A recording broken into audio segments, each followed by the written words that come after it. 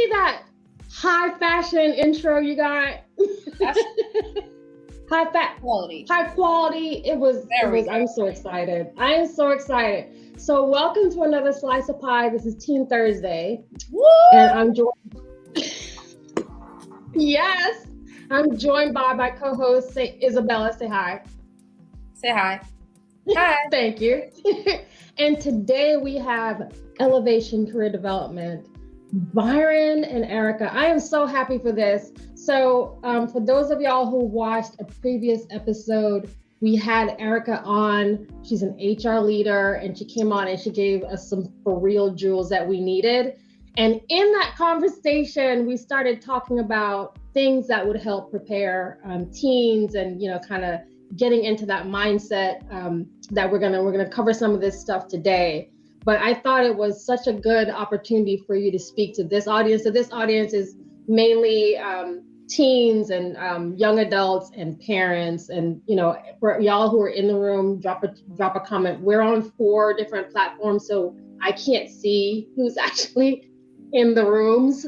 And for those of y'all who are catching the replay, I'm going to drop the link to Elevation Career Development because I want you to make sure that you like, love, share, bookmark, all that stuff. So welcome to Byron, and welcome back, Erica. We are so excited that y'all are here. Excited to be here. Thank you. Happy Thursday, everybody. Happy Thursday. All right, so in the format that we usually do, Bella is kind of the queen of questions. So Bella, I'll let you go ahead and get started, and I'll kind of come back and kind of take it from there. So kick us off. I just want to say it's such an honor to have y'all here. I'm so excited to have this episode with y'all. What does Elevation Career Development do? Byron? Oh, Erica, you're the veteran. You were here last time. I'll pass it to you. Yeah, no problem. For development, we focus on 2 main areas. One is providing HR advisory services for small businesses and startup organizations that have under 100 employees. The other part of our business is like a career coaching and career development arm. So we help with resumes, we help with interview preparation, we help with charting out your career journey. So pretty much anything and everything has to do with an individual thinking about how they're going to progress in their career, how they're going to ask for more money, how they're going to select what their next role is, how they're going to demand that they get a promotion. That's what Byron and I do at Elevation Career Development. Wow. And I think what I'll add to that too is when we think about this conversation that we're about to have, right? A lot of it is rooted in what are individuals' beliefs so that they can identify their superpowers so that they can evolve not only professionally, but also personally, right? There's a huge, it's intertwined together, right? So if we can help you identify what your purpose is and how you can elevate it, then you become a better spouse, then you become a better child and, worker, etc. So it's some of the mindset and framework that we operate in as well. I love that you stated that. So Bella, before you go to the next question, I love that you state that because mindset is crippling for a lot of us. Who aren't having these types of conversations, even between ourselves as parents. So, starting from that, do you need this? Yes. Do we all need this information?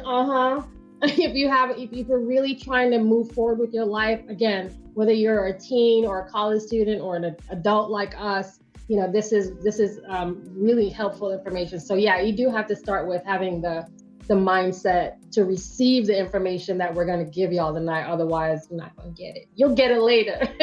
But okay, so Bella, go ahead. Oh, okay. So I was wondering, at what age do you think students should start preparing for colleges and careers? Who is the question for? I'm going to go with Byron.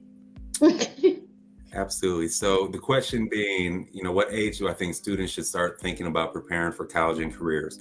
Before I get into that, I just want to acknowledge that today is the start of Hispanic Heritage Month. So those, celebrating or, partaking, very exciting day.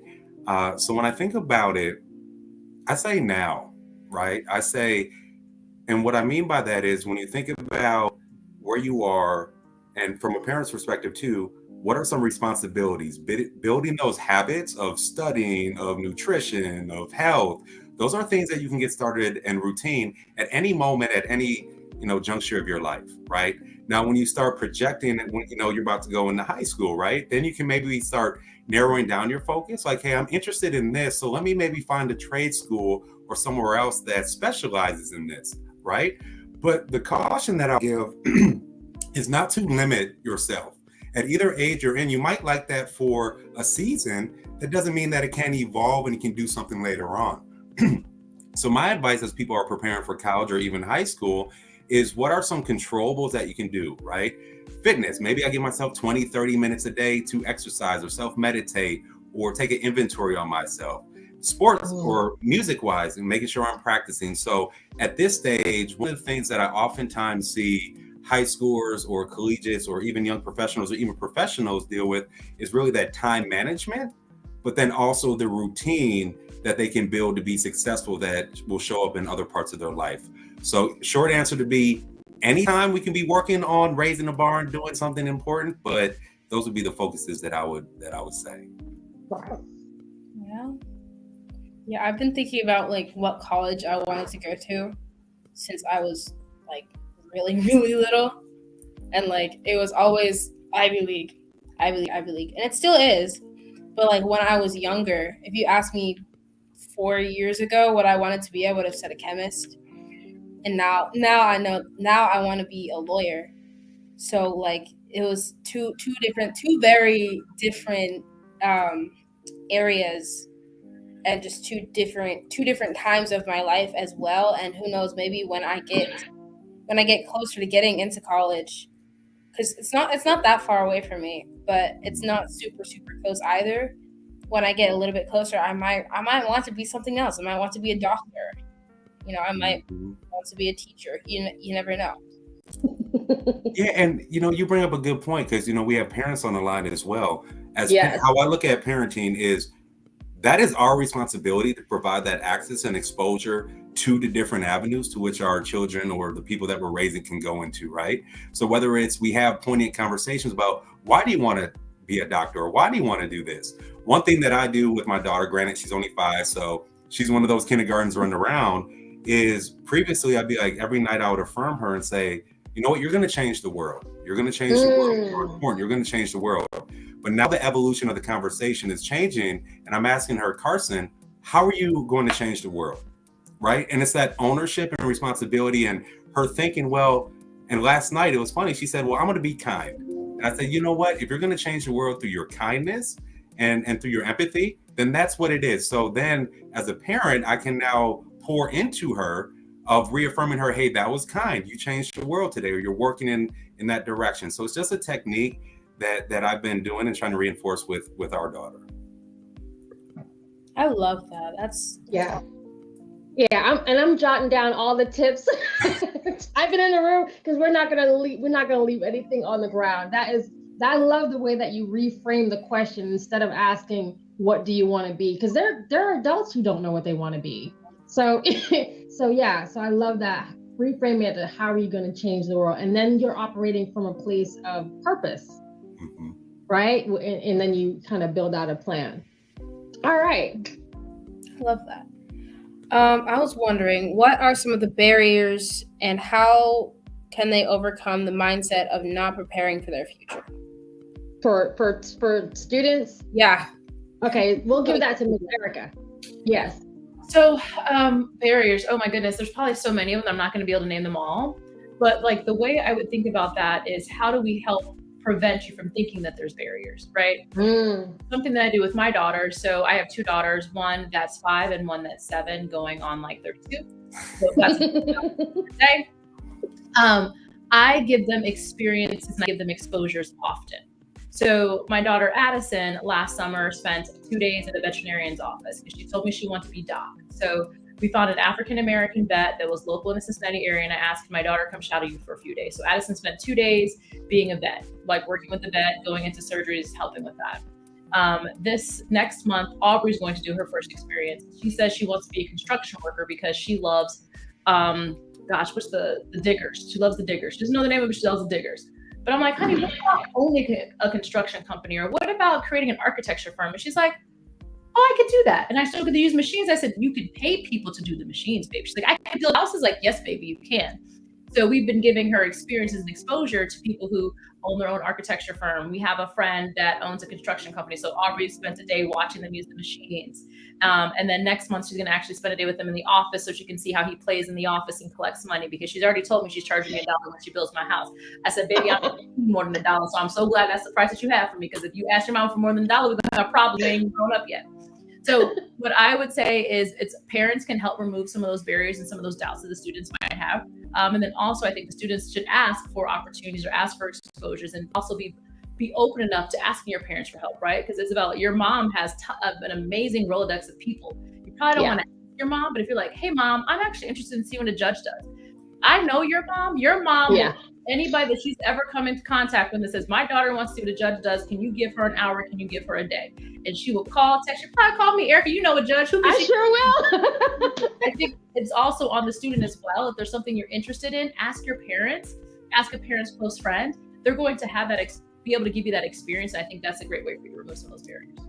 Yeah, I love that. I love that. All right. So, Bella, I'm going to take this one. This is around financial literacy. Listen, this was the one that, like, if I was wearing a wig, it would have blown off. But this was so the last time you were here, Erica, you started talking, and it was pure gold, but it was so super simple. But it was even how you're entering into the conversations around financial literacy, and I think there's a gap within, there's a gap in school, as we know, and we're not expecting the schools to teach this to our kids. Some of this, y'all, this is parenting 101, right? So when we talk about financial literacy, can you share, Erica, what that is from a parent's perspective, and Byron, maybe you can come behind that, and some examples of how how you're helping, or some examples in your walk as a parent, and then maybe some coaching tips that you could share with your clients who might be watching this video later to say, okay, these are some of the things that I can also do to improve in financial literacy. Yeah. So, I mean, one of the things I always tell people is do your research, understand how things work, right? I will tell you, my parents will tell you, they have the worst credit scores on God's green earth. Like they couldn't buy dirt if they tried. And my parents know that. However, what my parents told me is that it's very important to have a really good credit score, right? Yes. So something as simple as I've added both my daughters to my Amex card, so they both have amazing credit, and I check it once a year to make sure it's still looking good. I also spend the time to talk to my kids about money and to understand it, right? So whenever they get birthday money, they don't just go spend it and blow it at Target or Walmart. They have a savings account. They have a savings account that my husband and I are on, and they also have a college fund account, and then they have piggy banks. So they have to spread all the money they have across those. And when they get too much money in their account that they have for cash to spend, it has to go into savings or it has to go into donations. And then every December we go through their piggy bank, and in their donate, we dump it all out. We see how much money we have, and we make blessing bags. And we have blessing bags out to homeless that are in the Cincinnati area. So we have different things like that, because I know my kids are growing up very privileged. I understand that. I look around my house and I'm like, I would have never lived somewhere like this when I was younger, right? So I want them to grow up. I want them to be bougie. I want them to live their best life. I want them to have all the great, amazing things. I want them to go to a restaurant and be like, I want lobster and I want steak. And someone give them a side and they'd be like, I got it. I can pay for it myself. I'm okay with that. But I also want them to understand what it means to be humble and to give back, and understand what it means to pay. I want them to also understand what it means to invest. So my daughter, in her investment part of her piggy bank, because she has a piggy bank that has 4 slots, it's save, donate, invest, and spend. So in the invest bucket, we were talking about how do you make that money work for you? So it's not just sitting in your piggy bank. So she's like, well, I could put it in my savings account money. And you said that they get interest. And I was like, yes, we could put in your savings account, but do you want to maybe buy some stock? So we've started talking about that and finding little videos on YouTube that talk about what investment means and things like that.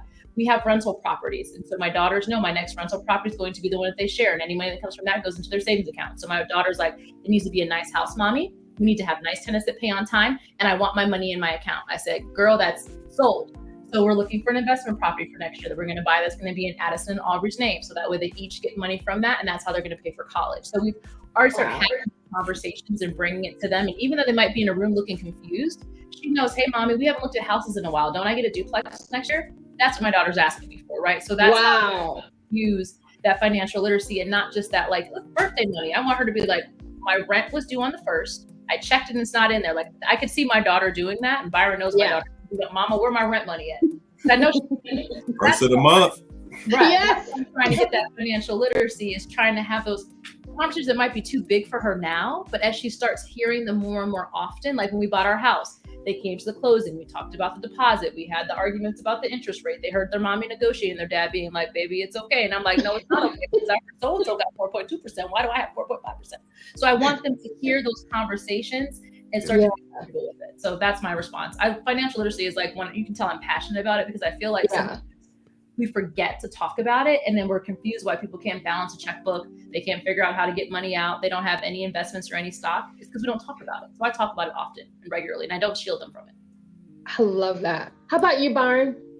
Yeah, I love the topic, and I would double down on everything that Erica said. Erica's actually the godmother of our daughter, right? So surround the philosophies that Erica's raising her children on are very similar to what my wife and I are raising our daughter on.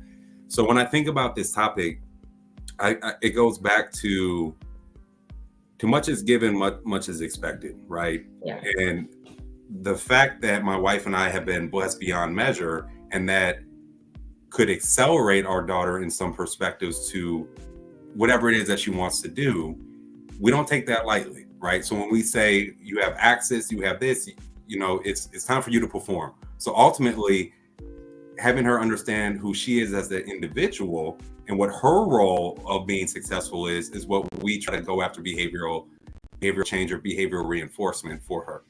Another thing that we teach around not only financial literacy, but in general, is an opportunity cost. And for those on here, opportunity cost is if you do this, you may not be able to do this, right? So we give you $5. We go to Target. You can get an orange, or you can get the doll. But mind you, you said you were hungry. So and we're not getting a snack at anywhere else until we get home later. So for her to process and conceptualize, do I want to eat to satisfy my hunger, or do I want this Barbie?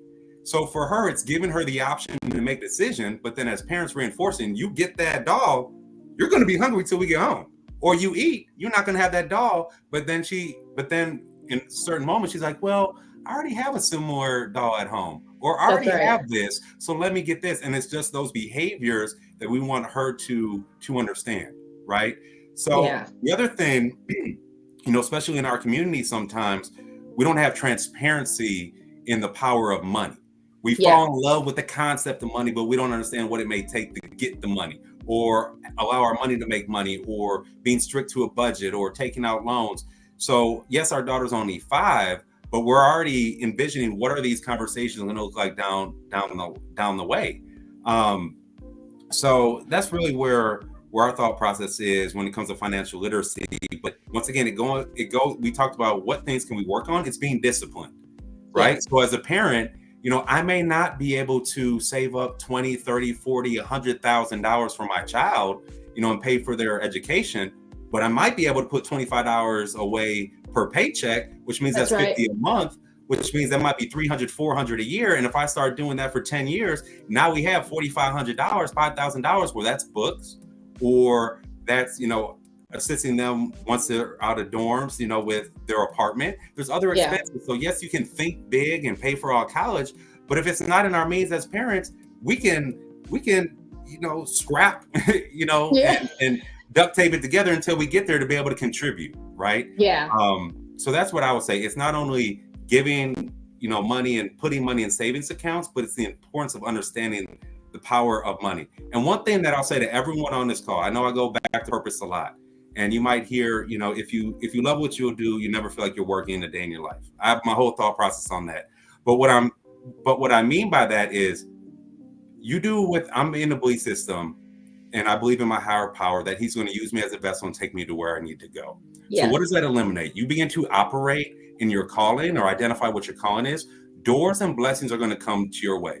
Sometimes favor ain't fair. So ultimately, if people are chasing the dollar, that's cool, but there are other means that it will come and unlock itself. So I just say that to say, foundationally understand and try to just figure out what you want to do and experiment, try different things, because this point in life is all about getting the data so you can make the best decision. So that's what I would say. Wow, I love all of that. And then you hit on something that I absolutely am living.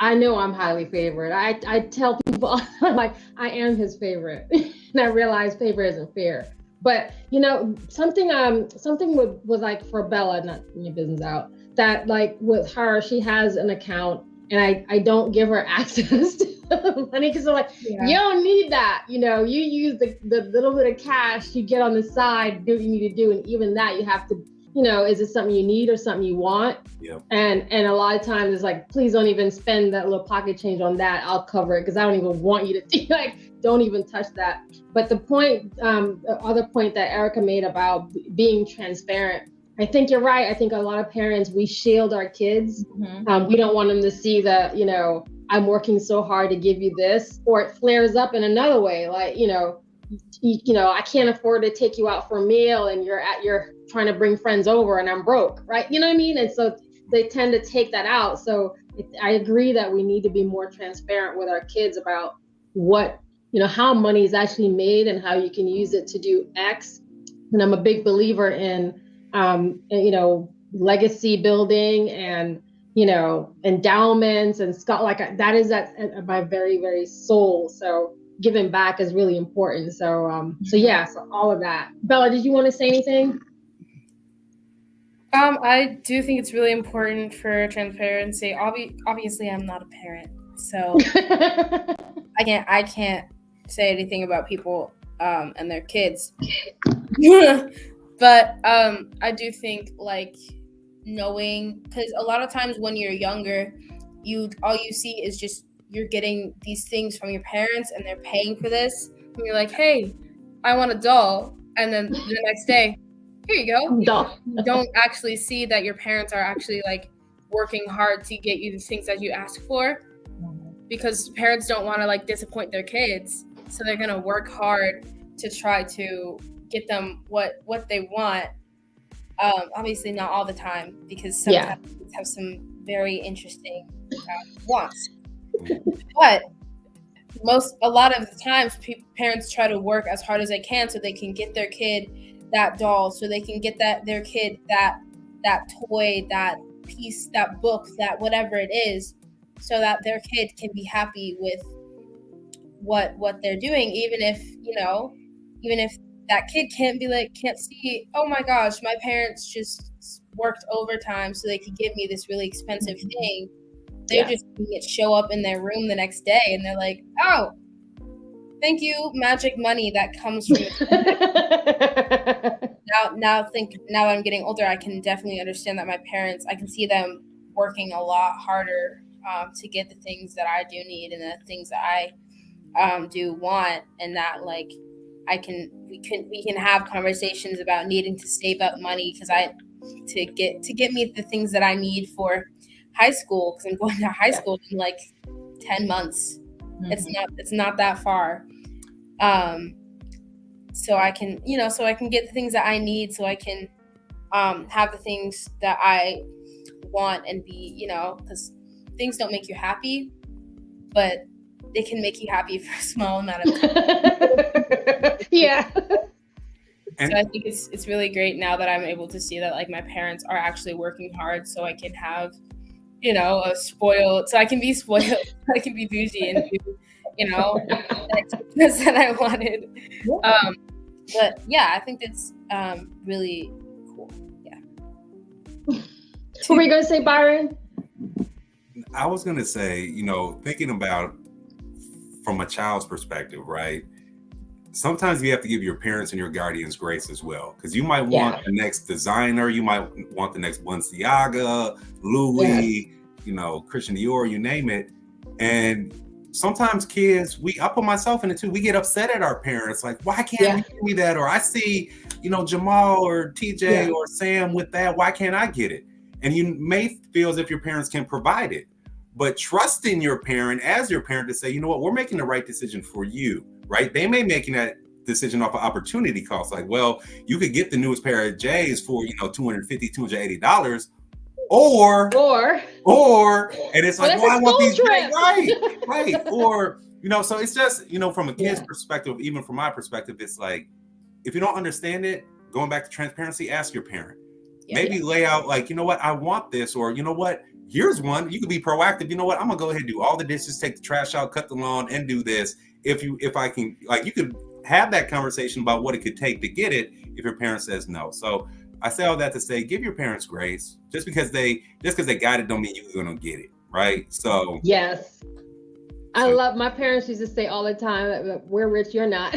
I tell money, you're not. all the time. You could ask Addison, what does your mommy always say? Mommy and daddy are rich. We're actually quite comfortable. Y'all are broke. Yeah, that's right. You weren't shooting us within the gym. You weren't with us shooting in the gym. Like, you're not at any movie shoot, right? So. Oh my gosh. All right. So Bella, up next was the questions around, and I'm watching the time. I'm trying to make sure I get all. We have a lot of questions. I'm trying to get all of it as much as we can. I think the next question was question 5. So go ahead and hit it. How do you choose or decide on a career path? I'm gonna give this to Erica. So I would say from a student's perspective, I would say maybe not choose a path, but maybe explore different options. So remember earlier I mentioned about getting experiences and talking to your mom or talking to your parents about how you can get experiences. So that's something that my daughter mentioned she wanted to be a doctor, and she mentioned she wanted to be a judge. I know enough lawyers and enough doctors that somebody's going to give my daughter an hour or 2 hours of sitting there watching them, right? So what I would say is maybe choose things that you're interested in. Talk to your parents about how you can make those interests make money for you. Because I tell my kids, you got to have a job to pay the bills. Like, just don't be good. You got to pay your bills. And maybe your parents can set you up with some experiences of things that maybe interest you and get you excited. When I went into college, you couldn't tell me that I was not going to be a chief financial officer. I told my mom I was going to be a CFO. I told my dad I was going to be a CFO. I told everybody I'm going to be a CFO. I took my first financial and my finance and accounting class. I cried myself to sleep because I was like, oh God, I don't know what else I'm going to do. I'm going to be broke. I'm going to have to move back with my parents. They're not going to live with them. My dad's going to have to go to live with them. And I was like, you know what, Erica, stop. Mom, who do you know that works in business that's in an executive role that I could get 15 minutes with to ask what their life is like? And my dad didn't know somebody he was a basketball coach, and he's also a police officer too. He's like, oh, I know somebody, Erica. And so I met with 4 different executives, and I was like, oh, there's this thing called HR. It pays well, right? And so I was like, oh, okay, that's an executive level job that speaks my language, it's up my speed. So I think it's more about picking things that interest you, and then getting exposure to those opportunities, and then from there picking it. And then I think for parents, what I would say is ask your kids what are some of their interests, and maybe have some of your friends that work in that field talk to your child, because we know kids aren't going to ask us for stuff. I can tell Isabella to talk to her mom. She ain't going to talk to her mom. Hopefully, if I say it enough times, maybe she'll ask her mom. But for parents, maybe it's you just give your kids access or give them exposure or set up those opportunities. Take them kicking and screaming. I'm part of an organization called Jack and Jill. Right now, my daughter's excited about it, but I know when she's older, she's not going to want to do it. But there are plenty of connected people in Jack and Jill that if I call one of the moms and say, hey, Addison wants to see what an orthopedic surgeon does, or Addison wants to see what the blah, blah, blah does, they will make time and they'll make space for her. So that's what I would say is just get those experiences, figure out what you're interested in before you hone in on one specific thing. Because if you ask anyone that's graduated, we've all changed our majors 4, 5, 6, 7 times. I mean, so that's what I would say, just be open to it and not be so fixated on one particular area. That's a good point. And I also like to mention of the other organizations where you can make these types of connections. Jack and Jill is definitely one of them. So for those y'all can Google it. You can Google it and find out more about Jack and Jill. But there's a lot of organizations that help support, and have those kinds of networks within the community that you can, meet and network folks as well. Right. All right, Bella. What you got next? Next, you never know. Why was that so country? I don't know. What should teens look for in their first jobs? I'm gonna give this to Byron. Okay. Yeah, I think your first job, job. This is like your Mickey D's, your Wendy. Mine was Dairy Queen. I ran the paper route and I worked Dairy Queen. I think I go back. I was the best dilly dipper, blizzard maker there was.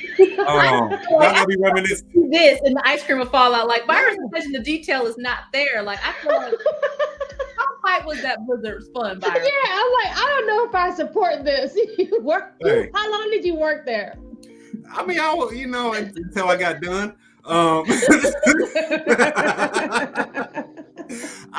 You know what? When I think of, here's the thing. It's going back to discipline and responsibility, right? So if you're a kid and you're looking at your first job, what is it that your leader or your boss wants you to do? And then also identifying what do you like about it and what do you not like about it, right? It's kind of that simple. Like, you know what? I like getting up at 6 o'clock in the morning and working, cutting grasses, or I like doing this. Like, you're just, for your first job, that's it, right? You're just trying to learn it. But I'll also suggest asking yourself, why are you doing it? Are you doing it to save? Are you doing it for you have friends there? Are you doing it because you need something to do so you're not out gallivanting around? But it's, why are you doing it? What are you doing it for? And then what do you want to get out of it? And if it's simple, you know what? I want to, save up for a PS5. Okay, that's cool. But you know what? It might take you, if looking at minimum wage, it might take you about 70, 80, 90 hours to get there. But at the same time, you understand why you're doing it. And that's going to help you get up, go to work, or go the extra mile for the customer or whatever industry you're in. Wow. Yeah. My first job was McDonald's. And I think I was trying to buy some red Nike sneakers back then. I don't even remember. Actually, my brother Damien, he hopefully he's not listening, but he actually ended up buying me these sneakers, so I didn't have to save the money to get it because he got it for me anyway. Shout out to my brother. I don't know. I don't know where the money actually went, but it was. I love that point you make about what is the back to purpose. Like, what is the purpose behind what you're doing, and that will motivate you to get up. And some of these jobs are after school when, your friends are sleeping. So, you got to be motivated to actually go make the coins, as they say. I have a friend. He's like one of my oldest friends. I've known him for a pretty long time. He got a job over the summer because his phone was like broken down. It was not working properly. He had to like carry a charger around with it. It was because it was like dying every other second. So he was telling me at the end of the year, he was like, I'm gonna get a job. I helped him like look up jobs that would hire at 14, which is it's a lot of it's a lot of jobs. It's more than you think. And he got a job over the summer. It paid like $7 an hour, but he was working like full shifts like 4 days a week over the summer. And I think he said after like 5 weeks, I forgot how long, but he was able to get his new phone, and now he's working there over the weekends because of school. And he got himself AirPods and clothes. He's buying himself all these things, living it up. He's telling me, literally, we have a conversation. He's like, "Yeah, you need to get a job so you can get yourself clothes and food." And I'm like, "I can't yet." That's not the motivation. Like, so that is one of those, his job was because he needed a new phone. And now he's actually he actually likes his job, and he gets excited when anyone brings it up. So he's it's amazing. He gets so excited. Because the money is good, but when you get to that point, after you met the immediate need, then that money needs to go into saving for something else. Otherwise, you're just blowing it. So don't. Yeah. I know who you're talking about, but we won't say his name. Put your money in something else. Save your coins, honey. Save your coins. So I'm gonna scroll down and ask a question about how teens handle disappointments. And I'm watching the clock. We usually try to wrap around 40 minutes in, so I'm trying to be mindful of the time, but I want to ask you guys for advice on how teens can handle disappointments and how to even have tough conversations with friends. So I'm going to throw it to Erica first and then see if we can get some feedback from Byron. Yeah, I mean, I would say, even if I think about my daughter, she's having difficulty with someone on the playground, and I am all about advocate for yourself, right? So if you're not in harm, like they're not putting their hands on you and it's just work, because hands is a little different. Yeah. Hands will get me out there. When I'm dragging all my friends, we rolling up, okay? But it was just a conversation and you're annoying and you're nagging or you're right. I tell her she needs we tell her all the time, tell them to leave me alone. I don't like your behavior. I don't like it. Stop that. Back away. We even do the whole like back up for me type of thing, right? But like what I always tell her is like have a conversation with them, give them an opportunity to improve just like you would an adult. Let them know how you don't like what they're doing to you. And then if you have to, then you need to bring in an administrator and have that conversation on your behalf, but make sure your parents know if you have to escalate to that, right? And I always tell her, like, advocate for yourself, talk to the student directly, let me know what's going on. I won't get in until you've at least attempted to fix it twice yourself, as long as there's no hands going on. And then what I also tell, like I have some coaching clients that are in college, and if they have to have a conversation like a friend who's not pulling their weight on a project or anything like that, I'm like, speak up, tell them. Don't suffer in silence. I tell my child that now. Do not suffer in silence, because that doesn't do you any good. You end up being resentful. You end up being irritated with them. You end up being stressed and taking on that mental burden when it's not your burden to take on. So what I always say is speak up often, speak up quickly, own that conversation, and make sure you're engaging with your parents as well. I love that. How about you, Byron? Yeah, absolutely. We got some comments, coming through. I'm looking at that. I think. Thank you. When I think about the question, I'm just feeling led to say, everybody on this call, teenagers, parents, you are uniquely and wonderfully made. Yes. Nobody has the journey that is destined for you. Nobody out there has it. And when we understand and we evolve and we live in that purpose, it creates a liberation and a separation. What I mean by that is not everybody is going to be your friend. Even your friends who call themselves your friends aren't truly your friends. And that goes for blood relations too. Yes. So identifying what you believe in, what you stand for, to be able to say no to your friend because you don't want to do it. Nobody needs to force you into doing anything. When you go to college, when you're in high school, middle school, I tell my daughter's 5, but your body is your body. Mm-hmm. Your words are your words, right? So to Erica's point of being able to speak up, it's that ownership and standing on what your beliefs are. And when you have questions, parents, guardians, whomever, have those transparent conversations, but be open and listening to what they're saying so that you can be that outlet that they can express themselves to. As parents, oftentimes we just want to fix it and, sometimes go on the playground and, say, pull up to the other, and it can be sometimes, it gets down like that. But other times it's that listening, right? And being there for our child so that later on they can come to us and they can have the conversation. So the biggest thing that I'll say is you are uniquely made. Nobody can do what you're going to do. And then understanding that everyone's not going to like you. They killed Jesus Christ. That's right. That's right. I think one of the most important things for parents, I think, to understand is that, first of all, teens, we're not going to tell you everything. Mm-hmm. We're not. We're truly not. I don't tell you everything. You know that. Yeah. But when we do want to come to you and we just want to rant or we want advice, don't turn it into a lecture. And if we're just trying to tell you about how our day was and how much, if we don't like our teacher, if we're just like, oh, well, she did this and I don't like her, but, I'm just going to keep going to her class because I have to. If we're just trying to like rant to you about our day, which means that we're actually, because we don't have to tell you about our day. Like we just be like, oh, it was good. And then like go do our homework. But we chose to come to you about how our day was. Don't turn it into a lecture about how, oh, you should respect blah, blah, blah. Because no one said there wasn't any respect. No one said that. We were just ranting. So don't turn it into like a big talk on how you think blah, blah, blah was wrong or how we could change something. We were just coming to you to tell you about our day. And so just being open. A lot of times, like a lot of people do this, not even just parents. You like go to them to just tell them something, and then they go back and they come back with advice. And a lot of times people don't want advice.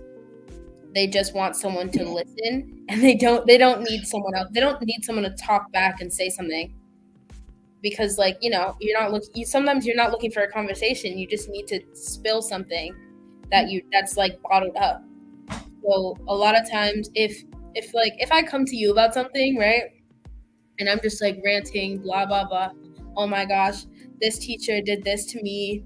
I don't like her at all. She's so annoying. I wish I didn't have her class, blah, blah, blah. I may not like the teacher, but it doesn't mean that I'm not showing her respect. Like, she doesn't know that I don't like her. Yeah. She probably thinks I love her. I don't, but she doesn't know. So like, you need to respect your teachers. You need to like be kind to her. You need to blah, blah, blah. Because no one said I wasn't. Mm-hmm. I was someone did this to me, and I was telling you about what happened, not saying what I did, because I didn't do anything. So like if I come to you about something, ask before you like give a lecture about something, because a lot of times I'm gonna be really irritated. I'm just like, I really didn't want to sit here. I have to go do homework. Like, I feel really targeted right now, but I don't think you're talking about me. But no, I hear it. Wow. I'm talking about you and Dad, both y'all. Wow. Well, let me say Isabella. So I think what Isabella was simply trying to say is that, when students come to parents, maybe we need to listen first and not always advise. Yeah. And sometimes my mentees tell me, I ask them, I was like, are you asking me for advice, or do you want me to listen? I want you to listen. So then I listen. So I always ask that, because if I feel a lecture coming on, I'll be like, hey, so-and-so, am I listening, or do you want me to give you? No, I just want to tell you about this. I'm like, oh, okay, well, let's talk about it. So maybe that's what she's trying to do, some upward coaching, Like, coaching up. Right, I know you need to learn how to coach up. But it's about part of it too. I hear what you're saying. I get it. We want our parents to listen. Yeah. But they also are here to parent. Yeah. That's right. And there comes that time when it's like, okay, we can talk about a lot, but sometimes that's when we have to step in. And as parents, we would rather prefer it to come from us about a situation, because we think about you holistically and unconditionally love you, than for you to, maybe get persuaded elsewhere. So I completely hear that we got to adjust how we listen. But then also our ask to everyone is be receptive to what we're saying too as well. Because communication go both ways. Yeah. That's a good point. Well, on that lecture note from Isabella, I didn't come here for no lecture from her, but she's gonna lecture. I was about to log off. I'll be like, okay, y'all gotta. I can't leave Isabella in that situation, because Shelly was like, "What? I feel attacked." Like, I'm like, oh, Shelly's emergency contact. I'm not access like I used to anymore. I can't even call your dad. If I had some tea, I was on. Right. Excuse me. So Isabella, can we get this on recording that Isabella will not be grounded after this? I'm trying to. Oh no, we talk about this. We talk about this a lot, about parents and adults and people listening, and how to so this is kind of just our normal banter, but I felt we're gonna have a Real Housewife get together. I was talking about you. Thank you very much. You should feel it. I'm going to be completely honest. I was most definitely talking about you. I think for this relationship, though, I hope my daughter and I have this banter back and forth relationship where I can be like, girl, go on somewhere. And you just like, Isabella, go on. She's like, that's fine, Mama. I was talking about you anyway. I still love you, though, but I'm going to talk about you. Exactly. Yeah, I'm like, thanks for your feedback, but whatever. I'm still going to give you a lecture. Oh my God, this is so good. So y'all, we've come to the end of our time. Please don't hang up yet. We're gonna, close out with the folks on the broadcast. But I just wanted to publicly say how amazing you both are as parents, as leaders, as professionals, as coaches. I know I dropped a link to Elevation Career Development. I want to make sure that I do call this out. It's also, by the way, this company of theirs is also on our learncoachmodelgroup.com website, because I consider them great partners. And I don't put anybody on my side who I haven't vetted. So, trust and believe that they have an incredible relationship with their clients. And if you're interested, please go and learn more and kind of get on their docket. Just incredible amount of work that you guys do in the community and everything. So we are so grateful for you to kind of show up and lend yourself to us for these last 40 something minutes, listening to Bella trying to tear me down. I'm gonna get her that. I'm just kidding. We're fine. So Bella, how about you say the rollout goodbye, and we'll say goodbye, and then we'll hang out in the back room for the after show. Goodbye. Okay. I hope y'all enjoyed this episode 16 of Slice of Pie. I hope y'all have a wonderful evening, and we will see you next Thursday. All right. We'll say deuces. Peace.